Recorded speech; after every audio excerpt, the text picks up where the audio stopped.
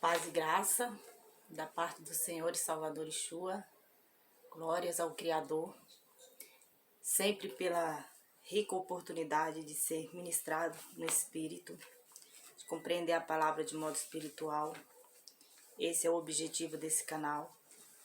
Sempre falar de mensagens bíblicas com discernimento do Espírito, amém? E hoje tá aí o título, o Éden e o mundo, versus o mundo. Falar um pouquinho a respeito, porque é um assunto gigante que dá um segmento a partir de Gênesis. Todo o histórico bíblico vai apontar para o Gênesis, para a criação, para o início. E antes, eu vou ler Romanos 5, que o Criador continue agindo, dando discernimento para a glória dele. Que toda palavra semeada aqui seja em terra fértil, para que cresça e frutifique, amém?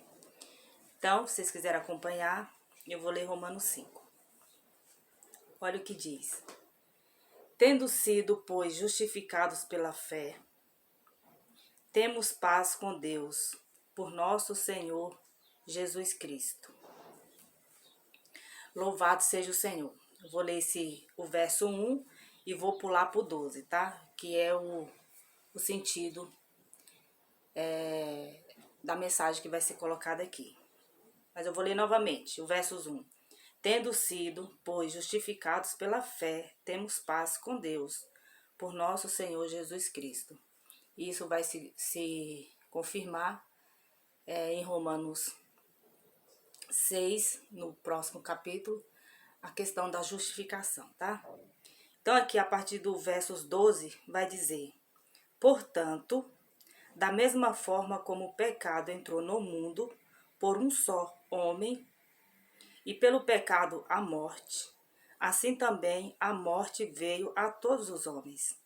Porque todos pecaram, pois antes de ser dada a lei,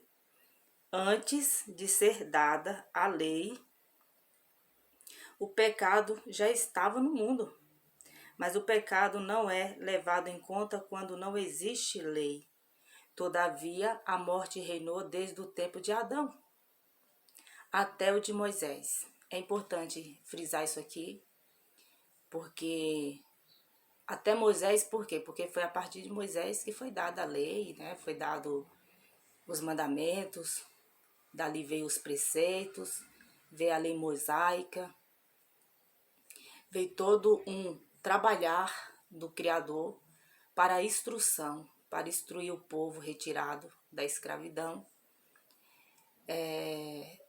Eu volto a dizer novamente, é importante ter o interesse de ler a Bíblia, de ler principalmente para alguém que não compreende ainda e vai entender somente a letra, alguém ainda que não está voltado para as questões espirituais, então pode ter uma certa dificuldade. Por isso que o Senhor diz na palavra que a letra mata, mas o Espírito vivifica. Precisamos ter o interesse de sermos ministrados pelo Espírito, para discernirmos, né? Então, inicia lendo Mateus para conhecer a trajetória, a genealogia, para entender o tempo de Yeshua, o Cristo em carne, o que ele disse, né? Como que ele discipulou, qual foi o que está escrito aqui, que foi dito por ele, que foi cumprido, que foi feito. Aí depois vem o tempo de Yeshua ressuscitado, e ele surge ao apóstolo Paulo. Paulo é o primeiro a vê-lo depois de subir à glória, né? E ali houve um impacto, uma transformação na vida de Saulo, tornando-se um novo homem, ministrado pelo Espírito, e através da vida dele, foi dado a ele o ministério da graça, que é o Evangelho. Aí você inicia lendo a partir de Atos, você vai entender essa trajetória do Paulo, do novo homem, da preocupação dele com a igreja primitiva, esses cristãos que já tinham tido contato com o Cristo Yeshua em carne, e depois dele ressuscitado, aguardavam, né, que as palavras dele se cumprissem. Em Atos 2 tem a descida do Espírito Santo, e ali eles se tornam pessoas transformadas, capazes de discernir o que ouviriam do apóstolo Paulo, porque são palavras de vida, são palavras de transformação. A Terra tem aí aproximadamente ou mais 7 bilhões de pessoas. Você pode fazer aí uma estimativa dentro da sua própria casa. Se você é um renovado, se você é um liberto, se você é uma pessoa que tem zelo e já entende o Evangelho, já entende a responsabilidade do indivíduo, que somos templo, morada e santuário do Espírito, para sermos adoradores em espírito e em verdade, você já compreende que a palavra é uma só, porque você está entendendo ela de modo espiritual. Faz aí uma estimativa quantas pessoas dentro do seu lar têm a mente renovada. Daí dá para você entender o que eu vou colocar mais para frente em relação a Adão, o Éden, na verdade é o paraíso, era a realidade antes do pecado e será depois de tudo transformado. E o mundo? E o porquê que as pessoas não são libertas? Porque foram criados doutrinas de homens, foram criados meios para doutrinação e nem sempre as pessoas são libertas. A palavra já profetizava que tudo isso ia acontecer. Isso não é novidade para nós renovados. Então não quero entrar, é apenas um esclarecimento para vocês compreenderem essa questão que eu vou colocar mais para frente em relação ao Éden e o mundo. E a gravidade, né? E o como que Gênesis e Apocalipse estão alinhadíssimos.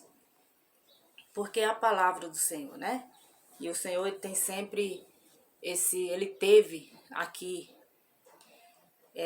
pela a visão bíblica, esse cuidado, esse zelo de respeitando o tempo e as dificuldades dos homens. Mas ele não deixou de colocar para os homens como que ele quer ser adorado, como que o homem deve viver na terra, qual é a responsabilidade. Ela é uma responsabilidade grandiosa, não é de qualquer jeito, e o Criador ele é perfeito, foi perfeito em tudo que fez e continua sempre perfeito em tudo, para a conclusão de um propósito perfeito dele. Então, vou continuar lendo, tá? Então, só para que fique claro essa questão de que de Adão a Moisés imperou a morte porque não existia a disciplina, não existia o ensinamento. As pessoas, elas simplesmente viviam, exceto Adão, porque Adão, como vai falar lá em Gênesis, ele tinha acesso ao Senhor antes da queda, antes do pecado, né? Então, é diferente daqueles que vieram após ele. Então, teriam que dar ouvidos, teriam que temer, teriam que olhar para a criação e reconhecer o Criador e temê-lo e viver numa boa conduta. Mas não foi isso que aconteceu, tendo o histórico de Caim, que foi o primeiro homicídio, né? Derramamento de sangue de um inocente, e aí por diante. Então, depois eu vou colocar algumas questões em relação a isso. Mesmo sobre aqueles que não cometeram pecado, tá? Ó, como foi lido aqui, ó. Todavia, a morte reinou desde o tempo de Adão até o de Moisés, mesmo sobre aqueles que não cometeram pecado, semelhantemente à transgressão de Adão. Semelhantemente à transgressão de Adão, ou seja, a desobediência, né? o qual era um tipo daquele que haveria de vir.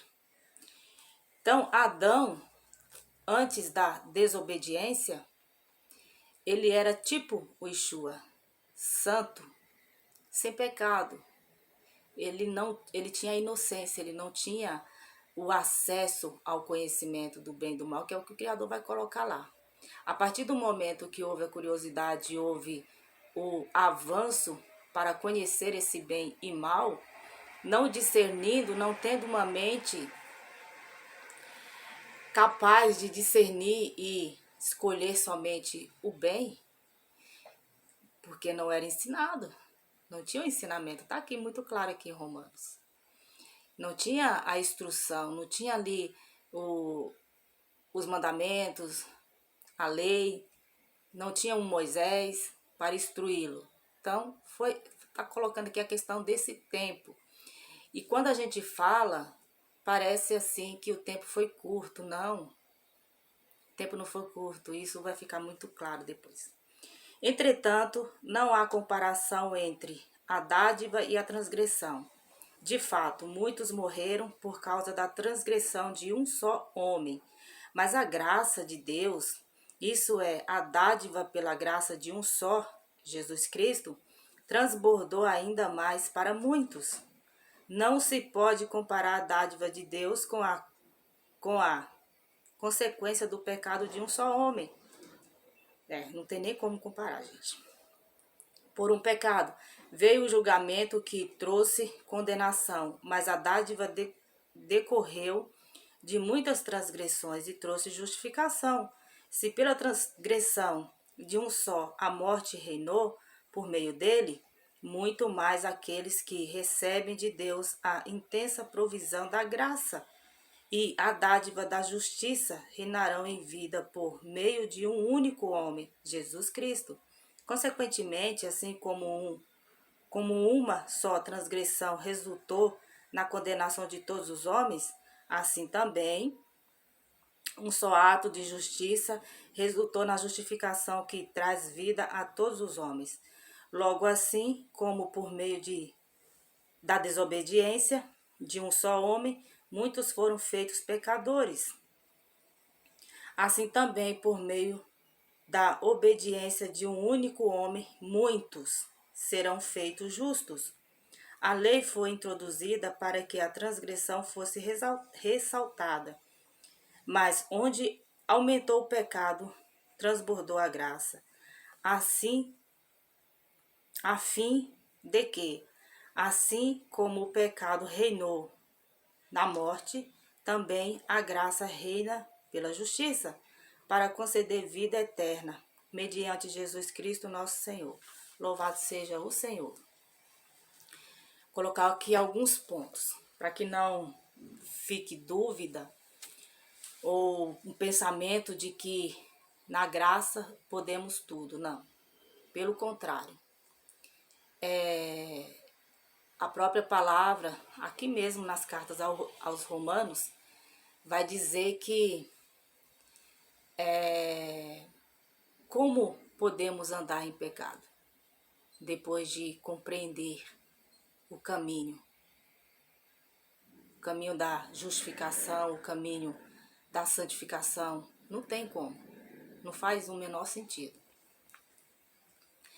Mas quando fala que superabundou, né, a graça, por conta da justificação, essa questão das transgressões, e aqui é interessante, vou ler novamente, ó, a lei foi introduzida para que a transgressão fosse ressaltada, mas onde aumentou o pecado, transbordou a graça.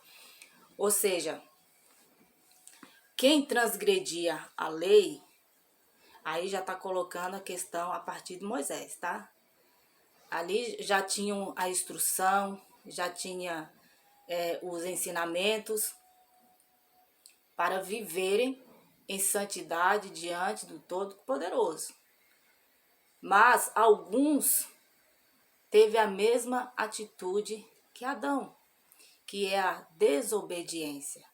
Quando, e é importante ir lá para Gênesis, para que isso fique bem claro, quando o Senhor instrui Adão a não comer do fruto do conhecimento, está aqui em Gênesis 2, a partir do versos 15, que diz: o Senhor Deus colocou o homem no jardim do Éden para cuidar dele e cultivá-lo. E o Senhor Deus ordenou ao homem: coma livremente de qualquer árvore do jardim, mas não coma da árvore do conhecimento do bem e do mal, porque no dia em que dela comer, certamente você morrerá. A partir do momento que lá o povo retirado do Egito, sendo instruído por Moisés, eles já estavam tendo acesso ao conhecimento do bem, que é a palavra do Senhor, que são os preceitos, a lei, as ordenanças, passadas através da vida de Arão, através da vida de Moisés. Então, cabia ao povo a obedecer, a seguir o ensinamento. Mas não foi assim com todos. Por isso, lá em Romanos, coloca essa questão de muitos. Muitos não são todos. Esse ato de vir ao mundo e ser o sacrifício por todos, para dar acesso à justificação, foi para todos. Foi para a humanidade inteira. O ato de morte de cruz, e depois ele ressuscita, né? Então, o Salvador veio para que, através dele, sendo ele o mediador, tenhamos acesso às palavras dele, sejamos santificados, crer na justificação através da morte e ressurreição dele, como diz lá em Romanos 6. Então, assim, seguimos, né, com uma vida de esperança de vida eterna. Só que o povo de Israel, eles tinham esse ensinamento, então cabia a eles obedecer, porque ali eles seriam salvos também pela fé, crendo que tudo que havia sido ensinado a eles vinha do Todo-Poderoso. Sempre foi pela fé, gente. Sempre. Muitos padeceram, muitos morreram, porque quiseram o mal. Sentiram a falta do Egito. Sentiram a falta, vou colocar aqui como do mundo, agora vai entrar a questão do mundo. Mas desde Gênesis o Senhor colocou no nosso caminho essas duas opções. O Éden ou o mundo. Mas espera aí, vivemos no mundo, mas temos que ter a consciência de que estamos no Éden. Nesse paraíso onde ele, ao virar à noite, ouvia a voz do Senhor, porque o Senhor não permitia que ele sentisse medo. Eram ali orientados pelo Criador. O Criador os orienta a não comer do fruto do conhecimento do bem e do mal. São tentados, comem. E a partir do momento que eles passam a ter esse conhecimento do bem e do mal,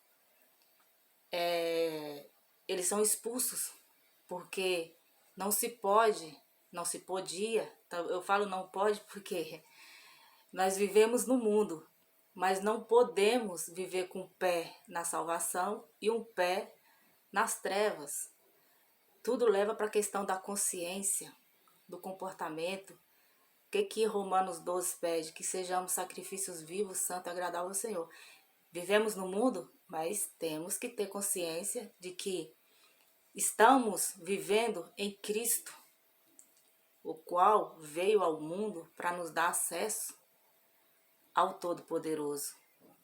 Então, de um modo simbólico, é como se vivêssemos no Éden, mas um Éden que exige de nós santificação, exige o comportamento adequado. E aí vem o Yeshua ressuscitado, por isso que eu coloquei a questão no início em relação ao apóstolo Paulo. A questão do apóstolo Paulo é muito interessante, porque ele, sendo um homem instruído, sendo um homem zeloso, a lei, ali ele estava defendendo a lei, porque não entendiam, ele, os saduceus, os escribas, esse novo tempo, o tempo da graça, necessário para que houvesse a santificação, trazendo a responsabilidade pessoal para o indivíduo. contrário da lei, porque quando eles observavam e observam a lei, o que acontece? Vem a autojustificação. Vem o querer fazer algo para o Criador se justificando na lei. Mas pela lei ninguém foi. A lei é perfeita, né? Quando a entendemos como ela é, mas se apegar à lei para fazer algo ao Criador e se justificar como pessoas, vou colocar aí como santas, é um erro, porque pecam, sempre vão pecar. Se tropeçar em um ponto, vão ser condenados de tudo. A palavra toda, ela dá a compreensão de um alinhamento perfeito. Então, o Criador, o Salvador, Yeshua, vem a Saulo, e ali, aquele homem que estava carregado de preceitos judaicos, preceitos da lei, né, ao ponto de perseguir e matar de modo cruel os cristãos, ele passa a ser o perseguido, porque houve uma transformação na vida do apóstolo. Ali ele se torna apóstolo, novo homem, é dado o nome Paulo, e ele tem esse ministério maravilhoso, precioso, que é o colocado aqui. Eu sou apenas cooperadora, que é como é colocado no Evangelho. Devemos ser cooperadores. Eu sou uma cooperadora desse Evangelho. O Evangelho que liberta, o Evangelho que traz a responsabilidade para os nossos atos, que desperta a nossa consciência sobre a questão do pecado. Quando Adão e Eva, a Eva e Adão, decidem conhecer esse fruto do conhecimento do bem e do mal, eles decidiram que a instrução do Criador não era suficiente. E olha só, deixa eu ler aqui mais para frente em Gênesis.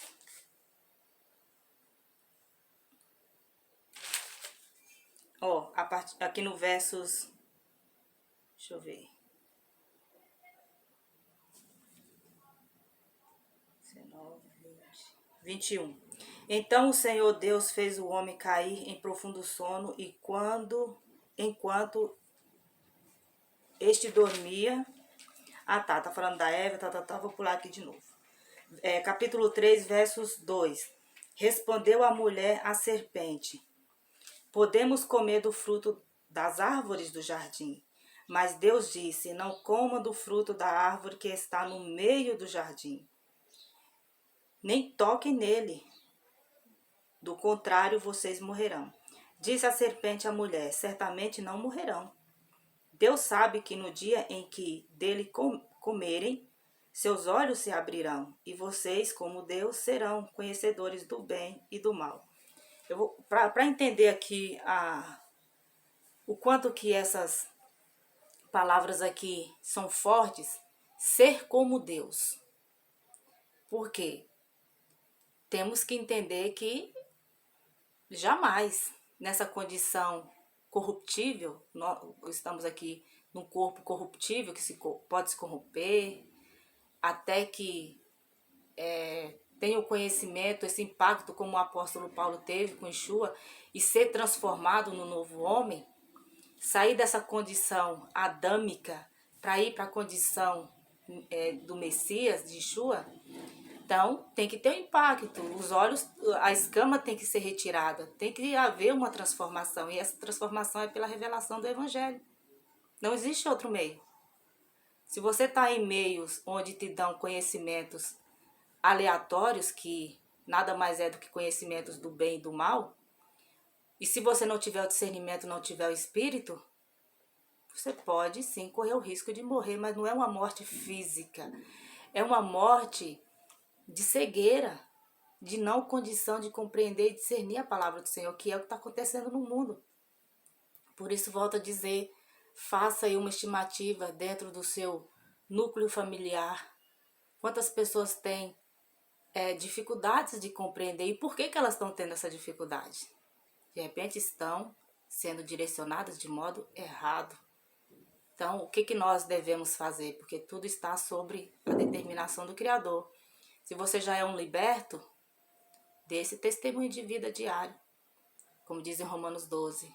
Tenha temperança, tenha cautela, respeite, mas não deixe de falar. Não deixe de falar, procure orientar as pessoas a irem à leitura dos evangelhos. Amém? Então aqui, quando Satanás diz serão como Deus, entenda que ele está colocando aqui a questão para Adão. E o que eu li lá em Romanos? Semelhante ao que haveria de vir. Então isso é importante, esse é um detalhe muito importante, para que não haja confusão. Quem era Adão? Adão não veio sobre o ato entre homem e mulher. Não, Adão não veio de berço de pecado, como dizem Salmos. Adão foi feito pelas mãos do Todo-Poderoso, semelhantemente ao que haveria de vir. Então, certamente ele teria essa proximidade de ter o conhecimento como o Criador tem. Até porque o Criador mesmo, quando ele retira ele do jardim e coloca ali os anjos, o Criador o tira e o Criador fala, tiramos. Eu vou ler, é melhor tirar, é ler, né? Peraí. Aí vem a justificativa deles. Aí o Senhor fala aqui, ó.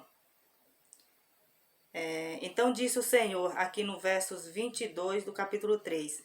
Então disse o Senhor Deus, agora o homem se tornou como um de nós, conhecendo o bem e o mal. Não se deve, pois, permitir que ele tome também do fruto da árvore da vida e coma, e viva para sempre.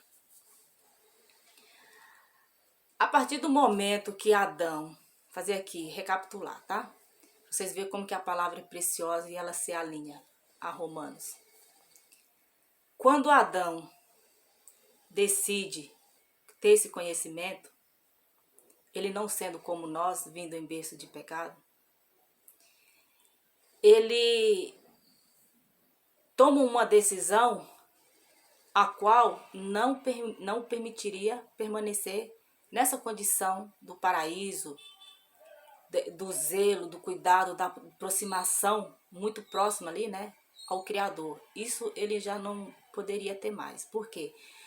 Porque seria avaliado no Adão a questão comportamental, mesmo ele sendo feito pelas mãos do Todo-Poderoso, mas ele teria ali o livre-arbítrio, né, que temos. Por isso ele passa a conhecer Eva e aí procriam a partir daí. Então Adão teria suas vontades. Adão tomaria decisões, assim como tomou a decisão de conhecer o bem e o mal. É uma outra questão, mas para continuar, né, na mesma linha de raciocínio, quando o Senhor diz aqui que ele seria como ele, é por isso, gente, por causa que ele não foi um ser vindo a esse mundo do mesmo modo que o restante da humanidade. Ponto. Eu espero que até aí tenha ficado bem claro. Agora a nossa questão, a partir de Caim e Abel. É interessante que você, continuando lendo, e é interessante continuar lendo Gênesis, ele tem que se retirar do vínculo ali familiar e ele se encontra com outros povos. E aí forma família, vai falar da descendência de Caim, e isso vai prosseguindo no Gênesis. E é interessante aí que a Bíblia me permite fazer aí uma análise a esse respeito. O Criador, tinha ali um homem e uma mulher para que ele não ficasse só, para que ele não se sentisse só, tá? Mesmo que não houvesse a desobediência, o que aconteceria com eles depois? Não sei. Procriariam? Também não posso imaginar isso como uma possibilidade. Porque a condição deles era de inocência. Eles estavam protegidos. E o próprio Yeshua, comparando com o paraíso, né? O próprio Yeshua fala em relação aos céus, quando ele é questionado sobre casamentos. Tem até uma fala do apóstolo não, um dos discípulos, que fala, a mulher casou 7 vezes, qual desses seria o marido? Aí ele fala que no casamento, no céu não há casamento, mas e no paraíso? E na vida transformada, né? Na terra transformada, melhor dizendo, haverá casamentos? É uma outra questão que a Bíblia responde. Todas as nossas perguntas, a resposta está na Bíblia. Então essa era a condição de Adão e Eva no paraíso.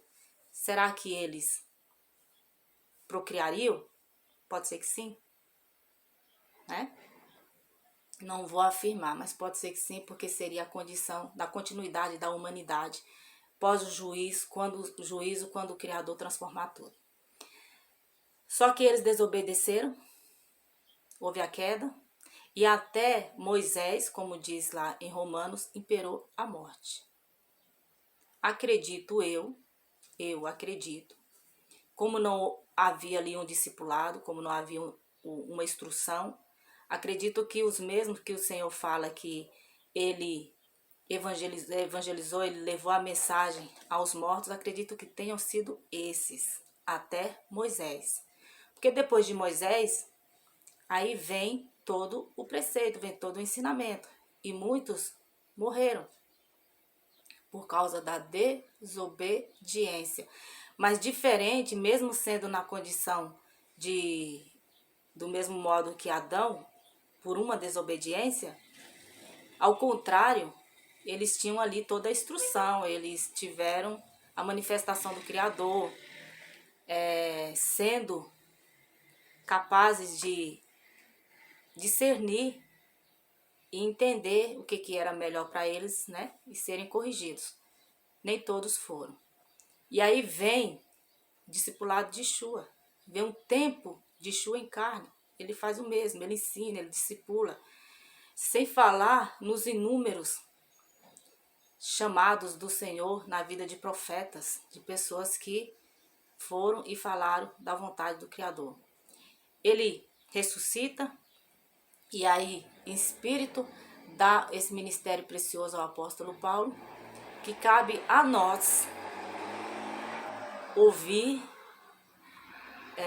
ler, ter o hábito da leitura, e para que o Espírito nos dê a orientação, para que possamos compreender